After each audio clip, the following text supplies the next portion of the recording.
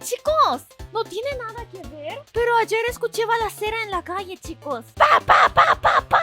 Y fue mi primera vez escuchando balas. Mi primera balacera.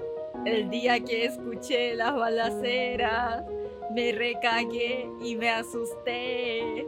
¿Alguna vez has escuchado hablar del síndrome de la cabeza explosiva? No te espantes, No. no es literal, sino más bien un extraño fenómeno en el que las personas se levantan repentinamente y una fuerte explosión.